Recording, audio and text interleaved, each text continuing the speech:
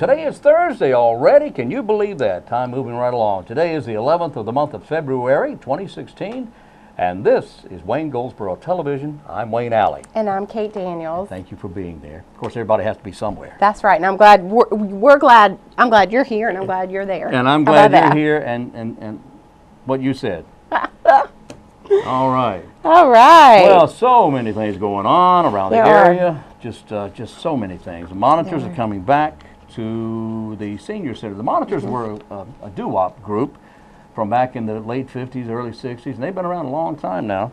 They're still around now, and they travel around, and I think one of the monitors actually lives in the area. But they're coming back to the Peggy Seeger Senior Center on February 19th. It's at 7 o'clock that evening. And everybody's encouraged, seniors are encouraged to join them there and enjoy great music. And you also learn about African Americans' contributions to American music, which is really, really big. You can choose to sit and enjoy the program, or actually get out on the dance floor and just boogie your little feet off there. That's fun. Anyway, they'll have light refreshments as well. The event is free to seniors, sponsored by the Wayne County Arts Council. Funds for the project were supplied by the Arts Council of Wayne County Grassroots Subgrant Program. Call Paula. Paula's number is, and this is her number, belongs to her, there's nobody else. Nobody else's. 705-1785, 919-705-1785. Great. I got a question one day last week about that number. I had given out the wrong one. Oh. Well, I read it wrong anyway, but that's all. That's all right. But anyway, her number is 705-1785, and that is a great program if you enjoy music at all. Very good. Whee! You got a trivia today? So happens I do. What is it? Let me find one question here. Aha. Oh, no, I can't. No, I can't. Well, we're going to skip over that. Cartoon strips. Let me find a good question here about cartoon strips. No, that's not a good one either. Okay, I don't like those. What cartoonist who has done many, you know what, this is a tough one though. People may not know this, I'm going to ask it anyway. Ask it. I'll ask it anyway.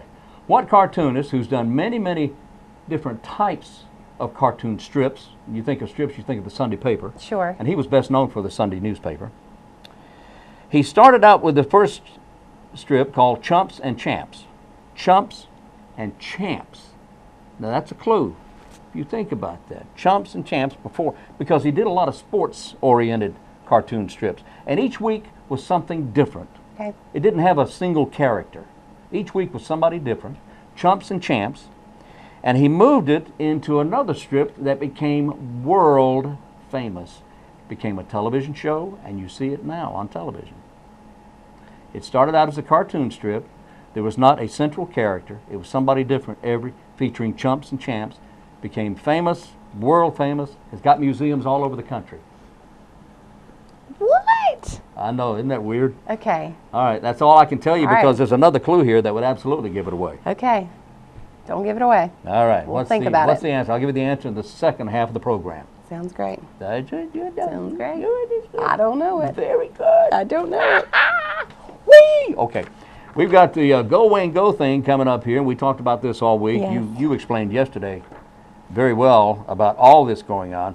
Let's suffice it to say that if you are in that frame of mind that you feel like you must lose weight, then this is perfect for you.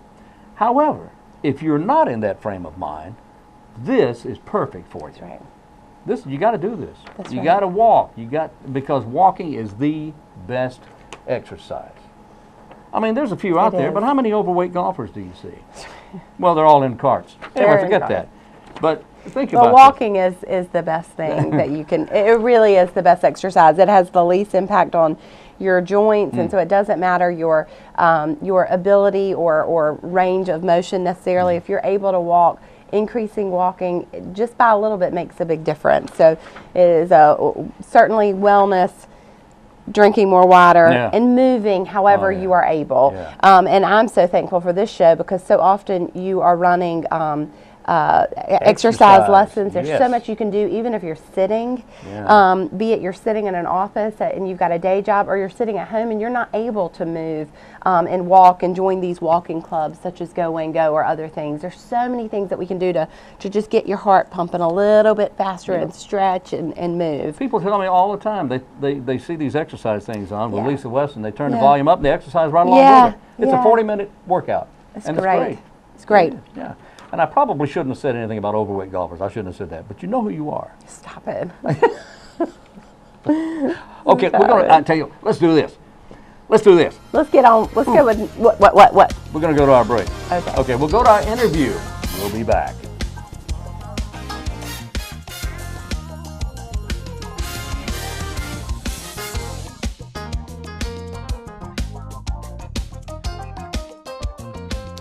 Today we're in the office of Chip Crumpler. Chip is the Wayne County planner. And we're in the office of GIS, which is only a part of the planning department, right? Yes. What does one part. GIS mean, Chip? It stands for Geographic Information Systems. Okay, and how does it play a part in the planning department in general?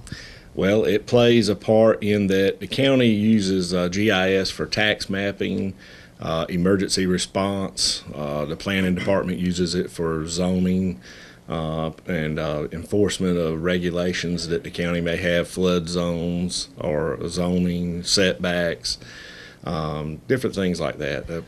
I've seen this operation, Chip, and I tell you, I don't know how you'd explain it. I think you just really oversimplified things. It gets very complicated, doesn't it? It can be. Yeah. The county has some main data that we maintain. The first is our cadastral index for the tax I beg office. your pardon, your what? The tax mapping. Oh, the cadastral. Yes. Yeah. And you probably, I think you spoke with Matt previously. He is in charge of that. Yeah. Here in this office, our primary responsibilities is 911 addressing. We log that data into our GIS system. That data is utilized by our E911 center. And also we coordinate those addresses with our AT&T people. Let's talk about the 911 system mapping. How accurate is that? How close can you get to actual location? It maps to the location. To the location? Yeah, so Right dead on. if you have a new development, we issue those addresses. We put those addresses into that system exactly on the lot where those homes are going to be. So they're accurate to the spot. That 911 system will map to those locations. Okay, do we use satellite at all for that? No, sir. That's all just done? It's digitized heads up, Digitized, yes. okay. Now, and then that 911, once you can actually, once someone calls in a 911 emergency, then the communications department will enter, they enter an address? they can Or they can dispatch. actually locate Yeah, they without can. the address? That's right. They You will know where it dispatch. Yes. It's an automatic location system, so Mm-hmm. it'll locate it and dispatch based on that address.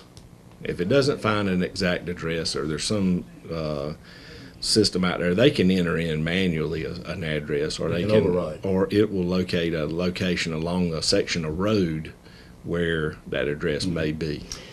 And All right. that's part of what this department does.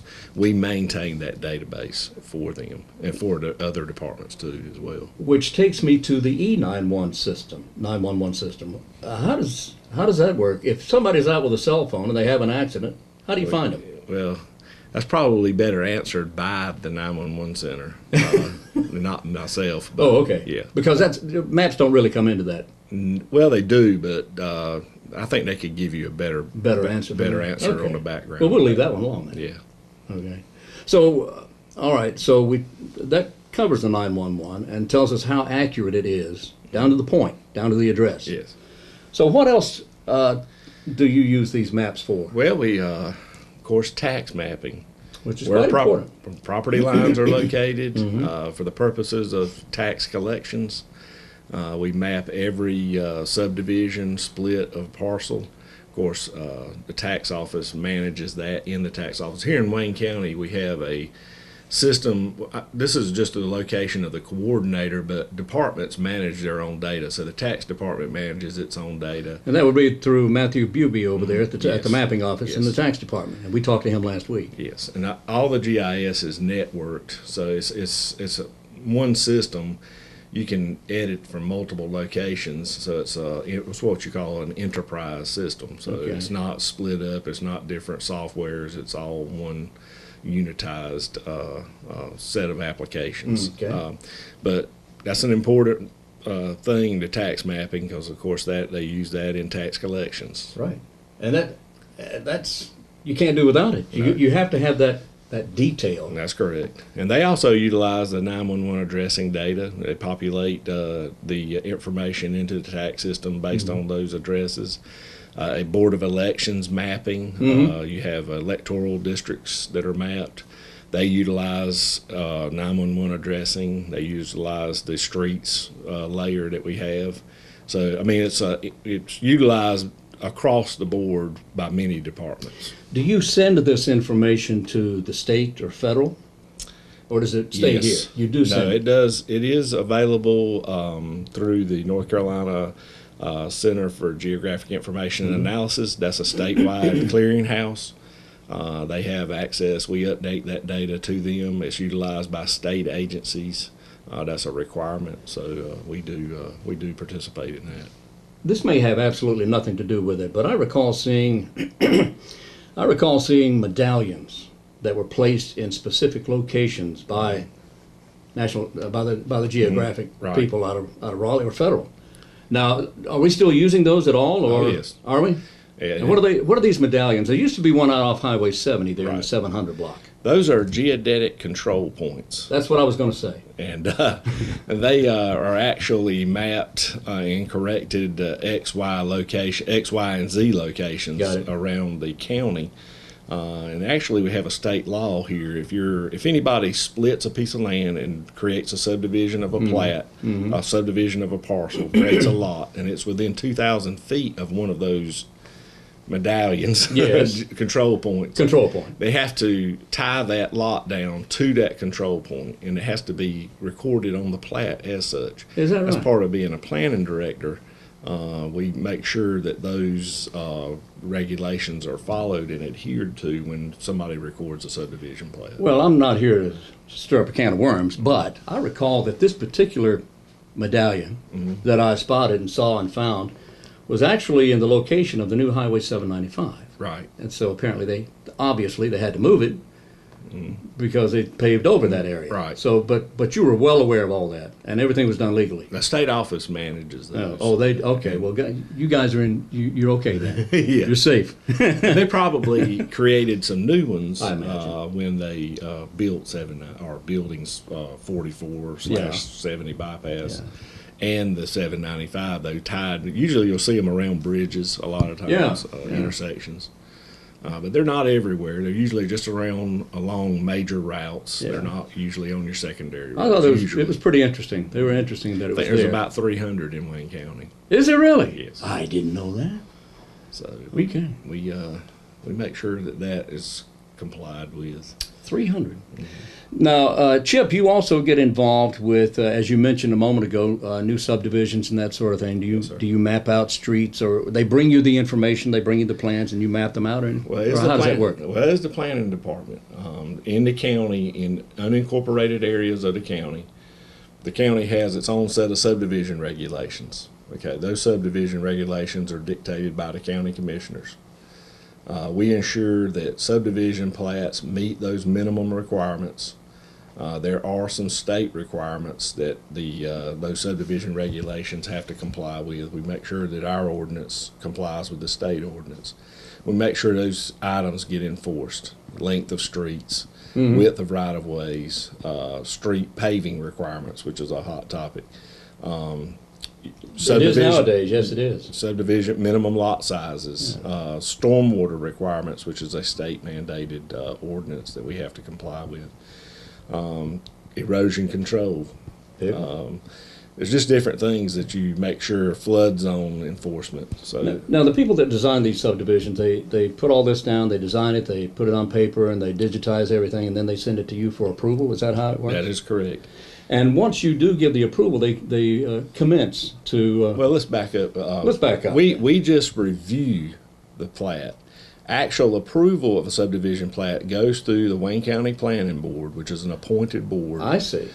Approval for some subdivisions can come straight from them. Most of your major subdivisions comes directly from the Board of Commissioners. Oh, I see. So, I knew that. so once you would carry a subdivision plat to the planning board, you get a recommendation to the commissioners. Then we get it on the commissioners' agenda, and then they would review it Okay. themselves. I've heard them go through that process. Yes. Let's back up. I wanted to ask you about the recent conversation, we'll call it, between residents of local subdivisions and commissioners regarding the streets, street maintenance, asking the state to come in and take some of these streets. That began with some years ago with subdivisions that were not apparently up to standard as far as paving the streets and that sort of thing, or the standards changed at some point, and the streets have become deteriorated to some degree. Right. And the residents came to the county commissioners asking for help in that regard. Correct. And the commissioners contacted the state. The commissioners and the state have compromised considerably and found what sounds like a resolution or resolve these problems. And apparently the residents are happy with this as well. Go through that process for me. Well, What happened? okay. In North Carolina, counties are not allowed to maintain or operate highway departments. Counties are not allowed to operate highway departments. That's correct. That privilege, if Privilege. you call it that, Yeah. was taken away when they formed the Department of Transportation. Right. Some states, counties operate a highway department. Right. Okay. In North Carolina, that is not a power that a county has. This did not fall on commissioners.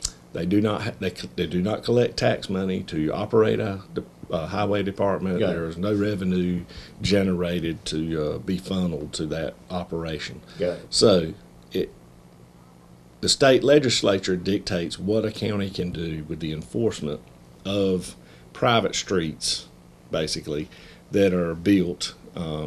In Wayne County, we've always required that streets be dedicated as a public right-of-way, that they not be owned by any one particular person, a developer or individual property owners.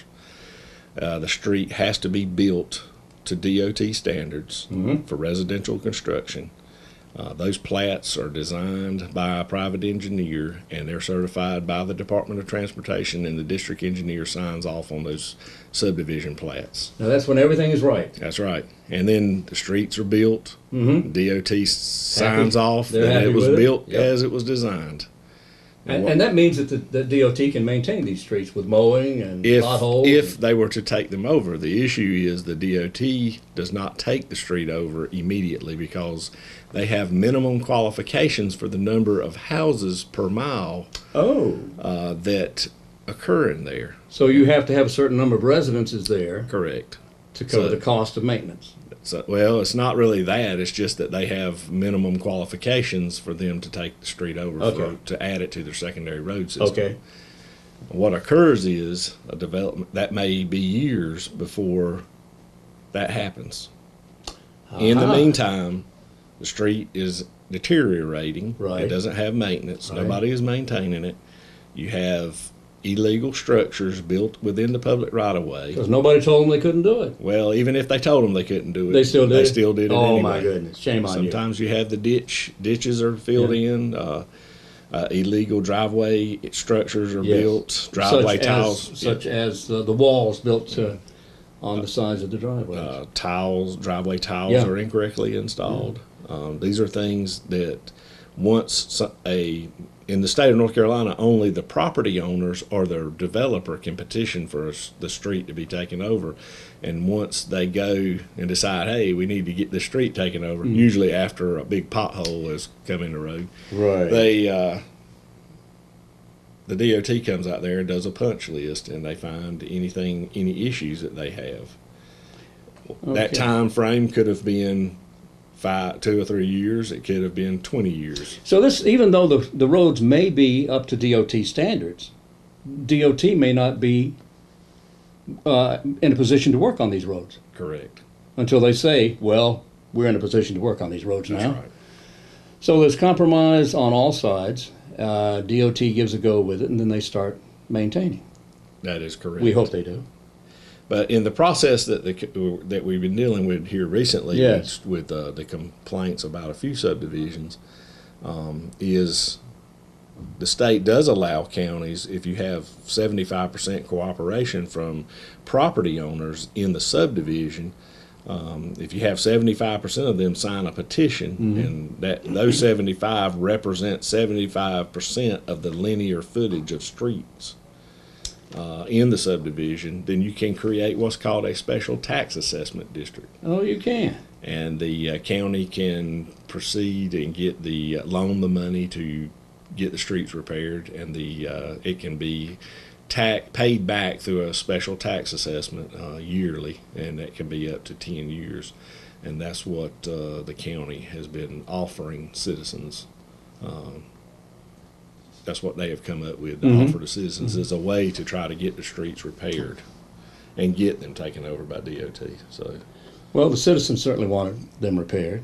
Commissioners certainly want them repaired, and the state wants everybody to be happy while they collect their tax money. But I mean, everybody needs to be happy about this. We don't want the roads deteriorating or the streets deteriorating. right. Moving on to another area now, how deeply do you get involved with storm drainage and that sort of thing? Well, Loaded question. Well, Wayne County does not own a drainage system, so we're not actually dealing with storm runoff. Okay.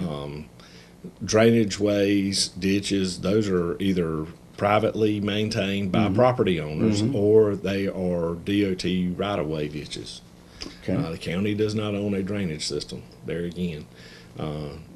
We do deal with stormwater runoff regulations from the Nutrient Sensitive Waters Act that the Neuse River is under, and that limits the amount of nitrogen that a site can develop, and it also limits the amount of runoff from a site. In other words, new construction, let's say you have a Dollar General or some site that is building on a lot, they can't run off any more water after they build their site than they had previously. Is that right? That is correct. So that's why you see a lot of detention ponds, Yes. grass swells, bioretention. If you'll go to a couple of our new middle schools, they have what's called a wetland, Right. stormwater wetland. Those are excellent detention devices. Yeah. Well, the retention ponds, that's a good thing. That's Yes. a good thing. And preventing the erosion, the runoff. What it does is it captures the 1 inch 24-hour storm event from Wayne County and contains it in a pond, and instead of discharging it directly into a roadside ditch, which ends up in the river, which increases flood levels, Right. it maintains that water on site and draws it down from 3 to 5 days. So it discharges it over a longer period of time instead of immediately. It's So the that's flood why- control. Yeah, that's right. Yeah. And that's basically what it is. That and washing nutrients that they're trying to remove into the Neuse River. Well, not that this even enters into your department, but what about the buffering of the Neuse River? Do you get into that at all? We enforce that. buffering. Yes. We have 50-foot riparian buffer as part of that same strategy, the NSW strategy for the Neuse. You have a 50-foot riparian buffer requirement on all mapped ditches, streams, and water bodies. Is that grandfathered to current and existing lands? If it is grandfathered on, in the sense that anything existing is okay if it was already built within a riparian buffer. I'm thinking fields, tobacco fields, Yes, cornfields, that yes. sort of thing. We don't go back and require it, but let's say you redevelop a cornfield Right. into a subdivision, Yeah. build streets, Yeah. subdivide lots, then that if they had a mapped ditch that went through that subdivision, they would have a 50-foot riparian buffer from the bank on both sides. Okay. So there are regulations with what you can do within that 50-foot buffer. Engineers, designers, folks who design subdivisions are aware of all this. Yes. Okay. Oh, yes, common Common knowledge. knowledge. That's been in effect since 2003, I believe. Yeah. We've been dealing with it here. How have things changed for you technologically prior to, let's say 1990 or 95? And I know it's a different world entirely now. Incredible. Incredible, I'm Yes. sure. All the mapping is done so easily now. Used to, when you had to create a map for somebody, it would be drawn by hand. Yeah. You'd use Some guy out there with a yardstick. Yeah, you'd use a drafting table. You would, lay out everything, color with markers, Right. try to show a zoning area. The maps would be very labor and time consuming. Now, with everything being in GIS, you can just generate the map, go back, change it, regenerate it. You have high-speed printers now. You have digitizers. You can take old data, digitize it, and bring it into your GIS. So it's Lot pretty simpler. amazing. Yeah, it is amazing. It's amazing, and just not even going back that far. I've been with this county in 16 years, and from when I first came here, we had GIS, but we just didn't have it at the level that you do now. And the software, it was very heavy code. Everything was code. You had to be a programmer to operate Oh, it. yeah. And now it's pretty much user friendly, Windows based. Everything's just a good system in it, and it's very easy to use. And if you ever experienced it in the old days, you'd see how easy it was. I saw it in the old days, and it was very confusing. Yeah. Well, it's confusing now, but it's a lot cleaner confusing. But we'll say on your mapping, when you're working on your computer and technology systems there, how many layers can you actually go? When I say layers, we're talking about ground level on up, right? I mean, we're talking... We have the layers that we have, of course, the ones we talked about earlier. Those are what we call our base map layers. We have flood zone information that overlays. We have soil conditions that overlay. Your blue line perennial streams. I can tell on a site exactly. You're talking about riparian buffers. I can tell whether you have a regulated ditch. Oh, yeah, I was wondering about that. So, just for instance, solar farms. I just reviewed a site plan for solar farms, and they had 2 regulated ditches on there, but they were showing solar panels into those Into the riparian ditches? areas. Yeah, Oh, into the area? Into the riparian Oh, area. my. So as part of the review, we wrote them. You need to take a look at these ditches and either get them unregulated from the state, or get out of the riparian Get out of buffer. that Show the district, yeah. riparian buffer. So that's a requirement. Yeah. And that's just, you just click on a layer. Used to, you would have to go pull a paper map out, Yeah. look at the soils book, see if the ditch was in there. It's a lot simpler now. Oh yeah, it's That's a click great. of a button. Well, Chip, you've been with the county 16 years, Yes, and sir. you are now the Wayne County planner, having assumed that position after the death of Connie Price, a former planner, and we miss him a lot, but man, you're doing a great job. Sure You will. are, and you have received compliments and recognition from the county commissioners, well deserved. And I appreciate you talking with Yes, us sir. today. Thank you. Chip Crumpler is Wayne County planner, and thank you very much.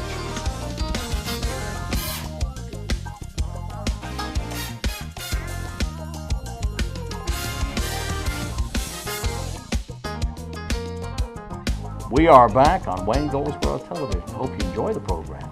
Love to hear from you. We're right here. Where are you? You can easily contact us via email. We've actually moved beyond C, D, and E. No, we're at email now. We're going to F later on. But anyway, email at waynegov.com. No. That's wayne.alley@waynegov.com. Or Kate D at waynecountychamber.com. You do that so well. Okay. All right, I need, before you go to anything else, I need to know the answer to the trivia question. Answer to the trivia question: what cartoonist named his first comic strip Chumps and Champs? This is back a long time ago. It appeared mostly in Sunday's papers. It appeared without a single central character. It was called Chumps and Champs, and it was about, a lot of it was sports-minded. But it was. It went on to become a television program, very popular. He's got museums all over, or he doesn't, but somebody does have museums all over the country now. His name is Robert Ripley. Ripley's Believe It or Not. You ever heard of him? What? Yes. Okay, yeah, I definitely would have never Okay. gotten He that one. started out That as was a good one. That He was a good started one. as a cartoonist That I did not know that. and ended up starting with sports and ended up doing unusual things from around the world. Wow, that's wild. Robert Ripley. Believe it or wild. not. And you know, Dean Cain, or not Dean Cain, he's our local photographer. No, Dean Cain, not David Cain. Dean Cain was the star of that particular TV show, Ripley's Believe It or Not. Wow. And he's got museums everywhere, including Myrtle Beach, I believe he's got one. Yeah. Of course, Very he nice. passed on years ago, but that was a fascinating. People would stand in line to wait for the paper to come out to see this. And this comic. see it. Yeah, to see it, because he always had something really unusual.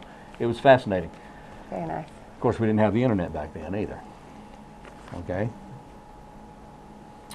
Origami. No, that's not a short Irishman. Origami is actually What are you reading? origami right there. Oh, stop it. What is it? Origami. Oh yeah, that too.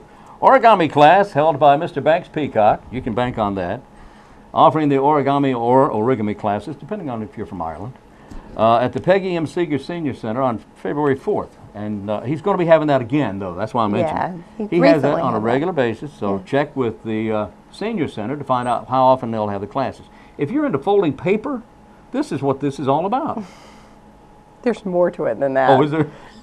It really is a beautiful art. And It they is an art. say that, you know, he does a wonderful job walking through it. So if it's something you've been interested in learning how to do, what a great I've opportunity. been to one of those classes. How'd you do it? I didn't do anything. I I've- just watched. Are you kidding? Look at my fingers. You know, blah, blah, blah. Anyway, I didn't do anything. I have trouble combing my hair. You know what I'm Stop. saying? Okay. All right. Anyway, that's coming up. And if you have any questions about that, you can call him. Call Paula at 705-1785, 705-1785. Okay? Sounds great. And this one right here, they offer an arthritis exercise class. Now, I don't care how old you may think you are. Arthritis can affect anyone of any age, although normally, and in most cases, it is people of age, elderly. But arthritis can affect everyone. But they offer an exercise class at the Peggy Seeger Senior Center, an evidence-based arthritis class, exercise class, on every Tuesday at 9:30 and Wednesday at 10:15. The Arthritis Foundation Exercise Program, a community-based recreational group exercise and education program, is designed specifically for people with arthritis and related diseases. Now, classes are conducted by Lisa Weston, our friend that you see daily on our exercise program here on Wayne Goldsboro Television. She is a trained and certified instructor. She does a great job. If you want information, call Paula at 919-705-1785. That's great. What do we got? What do we got? Just another announcement that the annual Transportation Hot Topic is coming up on Wednesday the 17th, and we will have the State Secretary of Transportation, Nick Tennyson, joining us to have that conversation, and would love for you to join us. That's great.